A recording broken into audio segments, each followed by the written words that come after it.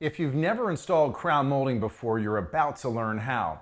In order to determine how much molding is needed, we'll take measurements of each wall in the room. Start by making a sketch of the room.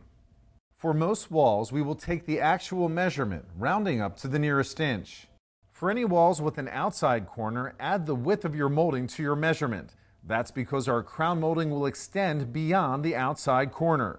If you're doing a very large room or multiple rooms, you can just add up all of your measurements. Add in another 10% of excess for waste if it's a plain molding, or 15% excess for a molding with details. Then divide by the length of the molding to determine how many pieces you'll need. When doing a small room like this one, you can get even more accurate by laying out where each piece will go on the wall. In many cases, you can use the leftover parts from one cut in another area of the room. It will take 7 sticks of our 8-foot-long molding to cut the 11 pieces we need to complete this room. The pieces are numbered in the order we will install them for the project. Now that we know how many pieces we need, let's go piece by piece through the cutting and installation process. There are several different ways to cut crown molding. Today we're going to use a method that allows us to ignore the bevel feature on this compound miter saw. So if you just have a standard miter saw, you can make any cut shown on this video. Our method is actually backwards from a traditional style of cutting, where you would hold the top of the molding flat on the saw and put the part that touches the wall up against the fence. In order to use that method, we would need to add an extension to our fence to cut anything other than the smallest of moldings. We're going to place our molding in the saw with the lip that touches the ceiling, this part right here up against the fence, with the lip that touches the wall facing out towards us. We do sacrifice slight precision in our angle cuts because we rely on our ability to hold the molding steady, but the cutting goes much faster and our finished work will hide any minor imperfections. And remember this too, the more installation you do, the more your skill level will increase. We're going to cut the right side of our first piece. If you remember, it's a 135-degree corner in the room. Basically, between this piece and the piece that connects to it, we need to remove 45 degrees to make that angle. 45 degrees divided by our two pieces gives us 22.5 degrees. So to make the correct cut, we're going to position our saw at the right 22.5 degree miter angle and make our cut. Now our actual measurement for our first piece is 60 1/16 inch. So on the bottom of the molding, we're going to measure that amount and make a pencil mark. Since we're cutting the left side, move the saw to the left 22.5 degree miter angle, and we make our cut. This molding has a 4-inch height, which means it comes down 4 inches from the ceiling. Before we install the molding, put a mark 4 inches down on the wall every couple of feet so we know where the bottom of our molding will hit. If your ceiling is uneven, it's best to use a laser level to make your marks on the wall. Now if our room had crisp 135-degree angles, we'd be all set with this piece. Notice, however, that they have a radius.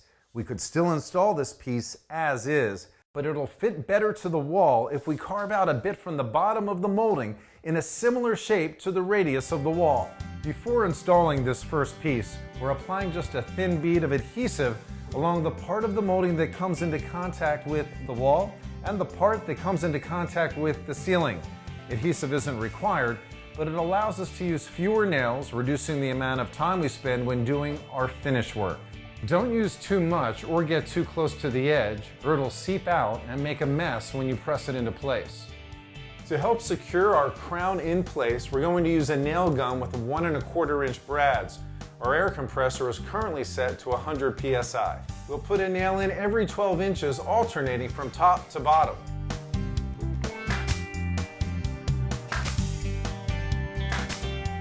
All right, we're ready now for our second piece. The left side of the second piece is going into that 135-degree corner. We'll set our saw at the left 22.5 degree miter angle. Oh, it's already set there from our last cut. Hold the molding in place as discussed, and we make our cut. Now, the right side of this piece will butt up against our third piece. With wood, you might do a mitered corner at a joint, But the polyurethane is pretty uniform, so we can just butt the two pieces together. It's a lot easier. Now what we're going to do is set our miter to 0. We're going to take our molding and we're going to flip it around and make about a 1/16 of an inch cut on the edge. Reason being is sometimes our molding gets a little bit rounded and we want a nice clean edge so that this piece of molding will marry up nice and clean with the next piece of molding.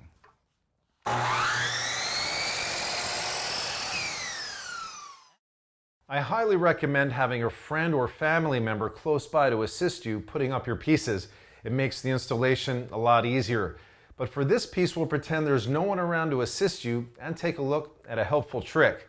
On the wall, in the spot where our helper would have propped up the molding, we'll put a nail on the pencil mark that we made earlier, 4 inches down on the wall. We're not worried about the hole because the finish work we do will cover it right up. Put a little bit of adhesive on the joint between the two pieces, as well as some on the back of the second piece. We lift our piece in place and press it firmly against the wall, resting the opposite end on the small nail. Now we're going to shoot some nails into the crown to secure it in place. We won't put any nails in the last 18 inches or so that we can make minor adjustments when the third piece butts up against it. Oh, and we don't need this nail anymore. Now we're ready for our third piece, which goes into a 90-degree corner. For a 90-degree corner, we can either do a mitered cut or cope the molding. Coping is a popular technique, so we'll demonstrate using this corner. When we cope a corner, one side of the molding extends all the way to the wall, so for piece 3, we just make a straight cut at 17 3/4 inches with our miter set at 0. We put adhesive on the joint and also on the back of the molding.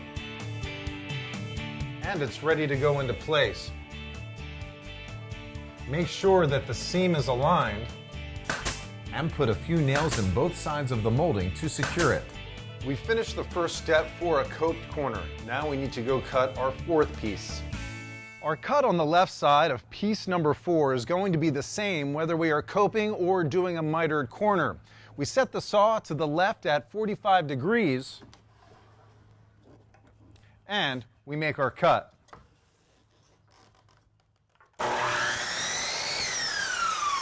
Now here's where there's a difference from a normal mitered corner. We take the molding and using either a coping saw or a utility knife, we remove the unexposed portion of the profile of the molding. So when you're done coping, you shouldn't be able to see any of the yellow polyurethane when you're looking straight down at the molding. Now, the right side of this piece is going to be butting up against another piece, so we want to make sure that it has a nice clean edge.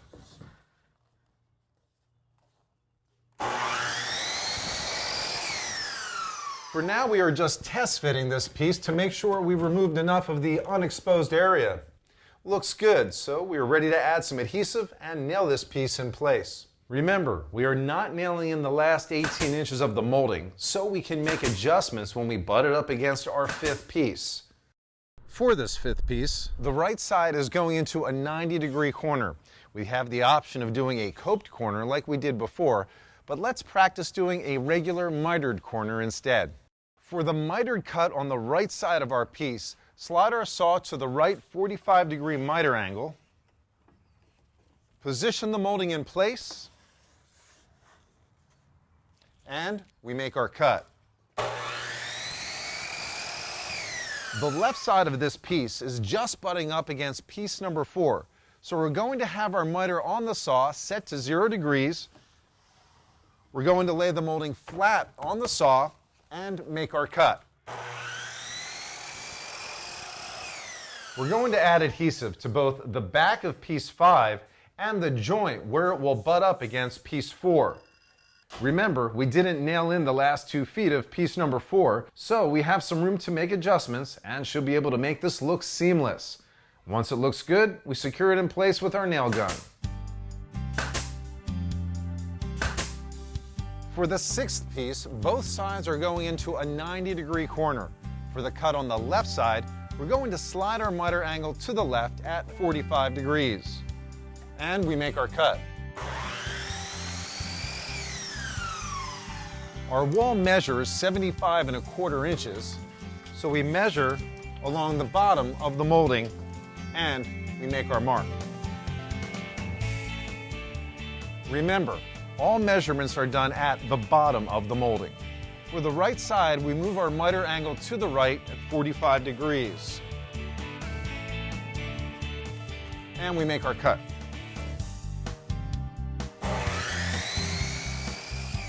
We're all set with piece 6, so we'll add our adhesive in the joint as well as on the back and nail it up.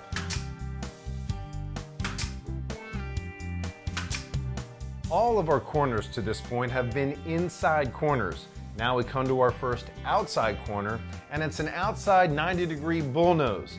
The bullnose is this rounded part. If we had a crisp corner, we would just turn the corner with 2 pieces. We could still do this with a bullnose corner, but there'd be a small gap to fill, and we can make it look a whole lot better if we do a small transition piece. Let's look at pieces 7, 8, and 9. Piece number 8 is our transition piece between 7 and 9. It will just be a small pie-shaped piece. Typically on a 90-degree turn, we just make 2 45-degree cuts.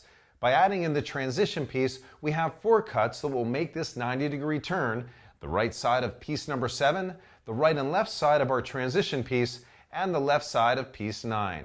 90 degrees divided by our 4 cuts will give us 22½ degrees per cut. The next thing we need to know is where to measure to on the wall. For measuring piece 7 and piece 9, we're going to be extending the molding out beyond where the radius starts. Instead of confusing you with the exact method of calculating the extended length, we're going to take a shortcut that will give us results good enough for a DIY project. Start by putting a dot on the wall where the wall starts to curve. Add a dot at the midpoint of the curve. Now put a line in the middle between these 2 dots. We'll write a 7 below that because this is where piece 7 will come out to. For the right side, we'll put another dot where the wall starts to curve and add a line in the middle between that dot and the midpoint of the curve and mark that as 9 because that's where our 9th piece will come to. For piece 7 and 9, we can go ahead and measure from the wall to our marks to get the length for those pieces. Here's the equation for determining the length of the transition piece. You can memorize it, or just remember that the length at the bottom of the transition piece should be 83% of the radius. So on a 3/4 inch radius like this, the transition piece should be about 5/8 of an inch. For a 1 inch radius, it would be about 13/16 of an inch. Now, that's enough fun with math. Let's get these 3 pieces cut. We're going to use the leftover piece from our very first cut to create piece number 7. The left side of the piece is going into a 90-degree corner, so we're going to slide the saw over to the left 45-degree miter angle and make our cut. Now we need to cut the right side.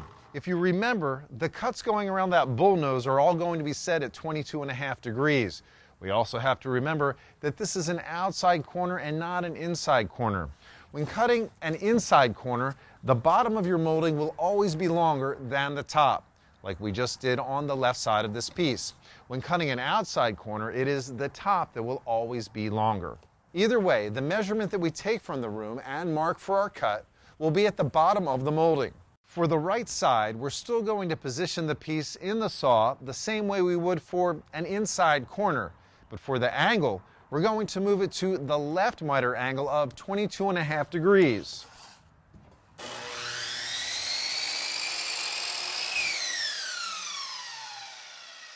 Okay, as you can see, the top of the molding is longer on the right side, which is what we need for doing an outside corner. Now let's go ahead and cut our transition piece. This is probably the most difficult cut of the day because it's so small. We can use any scrap piece that we haven't designated for another part of our project. The larger, the better. We're going to start on the right side of the molding by moving the saw to the left 22½ degree angle and make our cut. We'll then mark the molding with our 5/8 inch measurement at the bottom. Even though our transition piece is small, the reason why we selected a decent sized scrap piece for this is that we want to keep all 10 of our fingers. We're actually going to hold on to the part of the molding we're going to be removing, then slide our miter saw to the right 22½ degree angle and cut off our transition piece.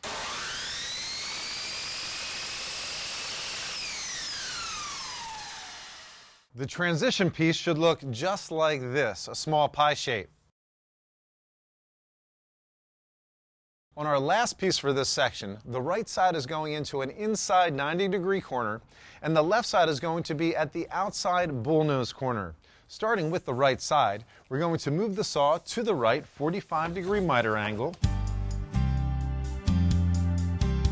and we'll make our cut.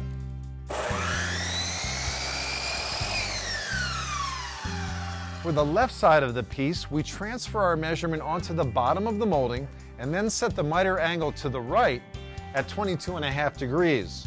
Then we make our cut. This will make our top of the molding longer than the bottom, which is what we want. We're going to start by nailing piece 7 on the left side. We'll leave the right side free so we have room to adjust it when we connect our transition piece. We'll nail up our transition piece in just a moment, but first what we did was put some adhesive on the sides where it will meet up with pieces 7 and 9. We also put some adhesive on top. We add adhesive on our 9th piece and put it in place. Once everything lines up, we can go ahead and secure all of piece 9, the transition piece, and the right side of piece 7 with nails. Depending on how straight your walls are and how good your cuts are, you may end up with a great corner or one that needs a little bit of touch-up. Caulk will fill any gaps in the molding, and if there are any areas where the molding isn't matching up exactly, we can use a utility knife to trim it. No one will ever know. We're almost done, just 2 more pieces. Piece 10 is very short. We are going to use our longest remaining scrap piece and trim the right side straight as it will butt up against piece 11. The left side of this piece is going into a 90-degree inside corner, so we're going to set our miter saw to the left 45-degree miter angle and make our cut. Before we go back inside, we're going to make the cut for the right side of the 11th piece. It's going into an inside 135-degree corner, so we're going to set our miter saw to the right 22.5-degree miter angle. And we'll make our cut. We can now add adhesive and get piece 10 up in place. For now, we'll just nail in the corner, leaving the right end free so we can adjust it to fit well with piece 11. Hey, we're almost done. This last piece will take us back to that first 135-degree corner. If you remember at the start, we had to remove a bit from the back of our pieces to fit well in our rounded corner. We'll do the same with this piece, mark it 1/16 of an inch long so it'll put pressure on the seam, and go make our final cut. Our last cut is the left side of piece 11. We'll make a straight cut on our mark where it will butt up against piece 10. We add our adhesive to the molding and to the seam.